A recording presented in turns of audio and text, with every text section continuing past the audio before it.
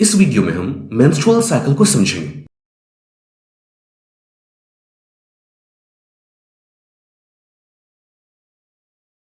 Menstrual cycle क्या है? यह फीमेल प्राइमेट्स में होने वाला रिप्रोडक्टिव साइकिल है। प्राइमेट्स कहने का मतलब ह्यूमंस, मंकीज, एप्स वगैरह। रिप्रोडक्टिव साइकिल कहने का क्या मतलब है? मतलब इवेंट्स का एक साइक्लिक सीक्वेंस जो कि रिप्रोडक्टिव सिस्टम में होता है, यानी कि कुछ ऐसे चेंजेस जो कि साइक्लिक वे में चलते रहते हैं रिप्रोडक्टिव सिस्टम में। मेंस्ट्रुअल साइकिल शुरू कब होता है? तो कोई भी फीमेल जो अपने प्यूबर्टी तक पहुंचती है, यानी कि लगभग 12 से 15 वर्ष के बीच का जो एज है, वहां पर यह शुरू होता है। और इसकी शुरुआत यानी कि मेंस्ट्रुअल साइकिल की जो शुरुआत होती है उसे मेनार्के कहते हैं। और यह ताउम्र नहीं चलता है, लगभग 45 से 55 साल की उम्र में यह जाकर रुक जाता है। और जो लास्ट मेंस्ट्रुअल साइकिल होता है उसे मेनोपॉज कहते हैं। अब बात करते हैं इसके एवरेज ड्यूरेशन की, जो कि हम लोग ऑलमोस्ट 28 डेज मानकर चलते हैं। हालांकि ये वेरिएबल होता है, अलग अलग फीमेल्स में थोड़ा बहुत अलग अलग हो सकता है, थोड़ा ज्यादा हो सकता है या थोड़ा कम हो सकता है।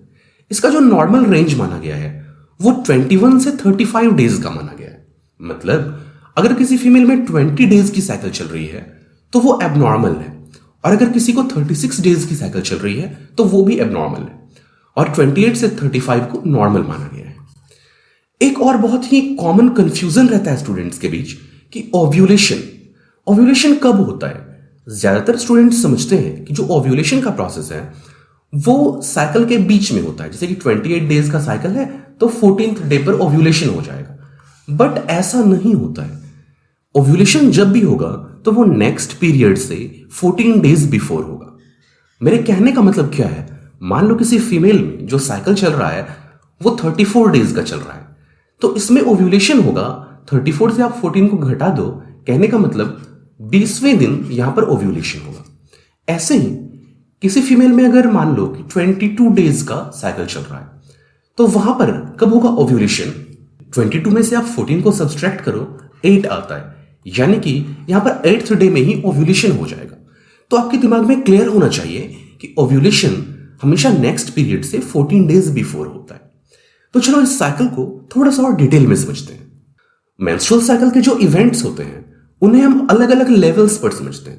कहने का मतलब इन इवेंट्स को हम हॉर्मोन्स के लेवल पर समझ सकते हैं, इन्हीं इवेंट्स को हम ओवरी के लेवल पर समझ सकते हैं और यूट्रस के लेवल पर समझ सकते हैं। यानी कि ये चेंजेस किसी एक जगह नहीं आते, हॉर्मोन्स के लेवल भी बदलते हैं, ओवरी के अंदर बहुत सारे चेंजेस आते हैं और यूट्रस में भी चेंजेस आते हैं। अगर ओवरी के दृष्टिकोण से देखा जाए तो जो पहला 14 दिन होगा, यानी कि डे 1 से डे 14, इसे फॉलिक्यूलर फेज कहते हैं। फॉलिक्यूलर फेज क्यों? बिकॉज आपको पता है कि ओवरी के अंदर फॉलिकल्स का डेवलपमेंट होता रहता है। आपने पहले पढ़ा हुआ है ओवरी के अंदर फॉलिक्यूलर डेवलपमेंट के टॉपिक को।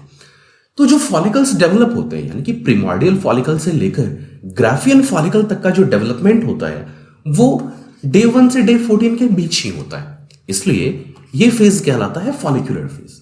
और जब 14th डे पर यहां पर ओव्यूलेशन हो जाता है, ध्यान रखना कि ये जो मैं बता रहा हूं ये मैं 28 डेज की साइकिल को लेकर के चल रहा हूं, क्योंकि ये ऑन एन एवरेज माना जाता है कि 28 डेज का ही साइकिल होता है फीमेल्स में। तो यहां जो ओव्यूलेशन होगा वो कब होगा? 14th डे पर होगा। और ओव्यूलेशन के बाद के जो 14 दिन होंगे, यानी कि डे 14th से लेकर के डे 28 तक, ये समय ल्यूटियल फेज कहलाता है। ल्यूटियल क्यों? बिकॉज आपको पता है कि ओव्यूलेशन हो जाने के बाद ओवरी के अंदर जो फॉलिकल का बचा हुआ हिस्सा मौजूद रहता है वो कॉर्पस ल्यूटियम बन जाता है, और इन 14 दिनों में वो ही अपना खेल दिखाता है, हार्मोन्स को प्रोड्यूस करता है। तो ये जो 14 दिन है ये कहलाते हैं ल्यूटियल फेज। अब अगर हम इन्हीं इवेंट्स को यूट्रस के संदर्भ में देखें तो जो पहला 5 दिन है, यानी कि डे 1 से डे 5, उसे हम मेंस्ट्रुअल फेज कहते हैं। बिकॉज इन दिनों में ब्लीडिंग होती है। ये ब्लीडिंग क्यों होती है, क्या वजह होती है इसकी, वो सब हम आगे जानेंगे बहुत डिटेल में। डे 1 से डे 5 को माना गया है मेंस्ट्रुअल फेज। हालांकि जो नॉर्मल रेंज है मेंस्ट्रुअल फेज का वो डे 1 से डे 8 तक जा सकता है। अगर किसी में डे 8 से आगे तक जा रहा है तो उसे एबनॉर्मल माना जाएगा। और मेंस्ट्रुअल फेज में जो टोटल ब्लीडिंग होती है उसका अमाउंट 20 ml से लेकर 80 ml तक होता है। अगर 20 ml से कम है तो एबनॉर्मल माना जाएगा, और अगर 80 ml से ज्यादा है तो उसे भी एबनॉर्मल माना जाएगा। मेंस्ट्रुअल फेज के बाद यानी कि डे 5 से लेकर डे 14 तक का जो समय होता है वो प्रोलिफेरेटिव फेज कहलाता है। प्रोलिफेरेटिव फेज कहने का मतलब इन दिनों में जो यूट्रस का एंडोमेट्रियम होता है वो प्रोलिफेरेट करता रहता है, वहां पर सेल्स की संख्या इंक्रीज होती रहती है और एंडोमेट्रियम थिक होता चला जाता है, तो ये फेज कहलाता है प्रोलिफेरेटिव फेज।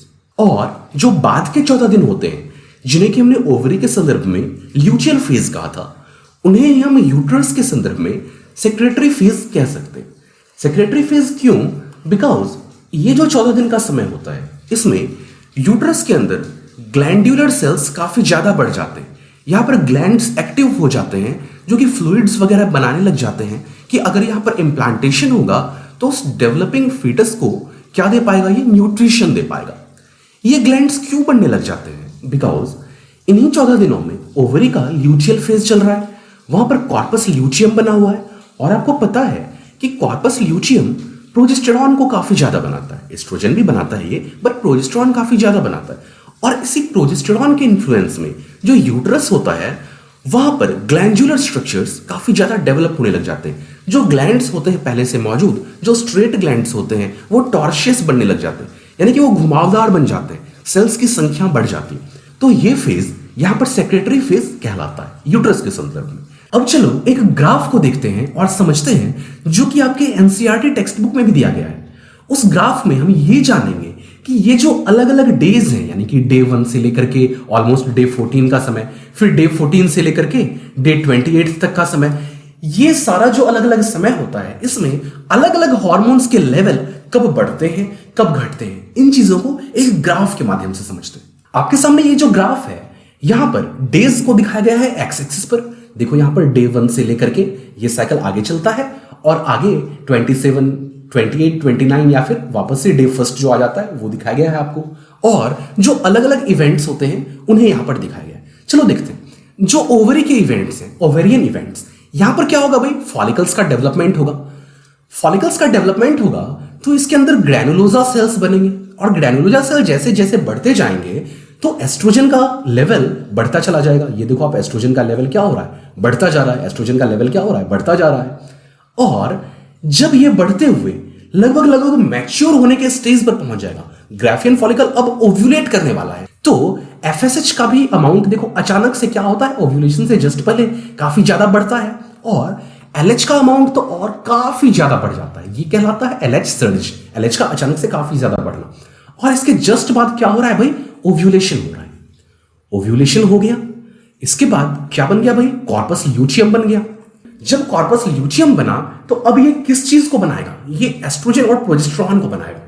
एस्ट्रोजन तो ये बहुत ज्यादा नहीं बनाएगा, बट प्रोजेस्टेरॉन काफी ज्यादा बनाने लग जाएगा। देखो प्रोजेस्टेरॉन अचानक से क्या हो रहा है? काफी ज्यादा बन रहा है। समझ रहे हो मेरी बात को? एस्ट्रोजन और प्रोजेस्टेरॉन का लेवल कुछ दिनों तक मेंटेन रहेगा, और प्रेगनेंसी हुई नहीं तो जो सेकेंडरी ओसाइट गया था फैलोपियन ट्यूब में वो क्या होगा? डीजेनरेट करेगा। डीजेनरेट करेगा, ये बात धीरे धीरे पता चल जाएगी किसको? कॉर्पस ल्यूटियम को, क्योंकि उसको प्रेगनेंसी का कोई मैसेज आएगा नहीं। जब कॉर्पस ल्यूटियम को यह बात पता चलेगी कि प्रेगनेंसी हुआ नहीं तो वो क्या बन जाएगा? कॉर्पस एल्बिकेंस बन जाएगा, और फिर वो डीजेनरेट कर जाएगा। इसके डीजेनरेट करते ही प्रोजेस्टेरॉन और एस्ट्रोजन का जो लेवल है वो अचानक से क्या होगा? काफी ज्यादा डिप कर जाएगा। ये जैसे ही डिप करेगा तो एंडोमेट्रियम क्या मेंटेन रह पाएगा? नहीं रह पाएगा।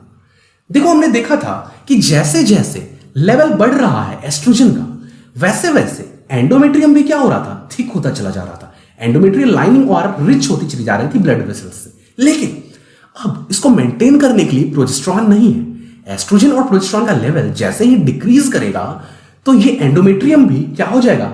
ब्रेक डाउन हो जाएगा और स्लो ऑफ होकर ब्लीडिंग के फॉर्म में बॉडी के बाहर आएगा, जो कि यहां पर मेंसेस के रूप में दिखाया गया है आपको। ये लगभग डे 5 तक ये चलता है।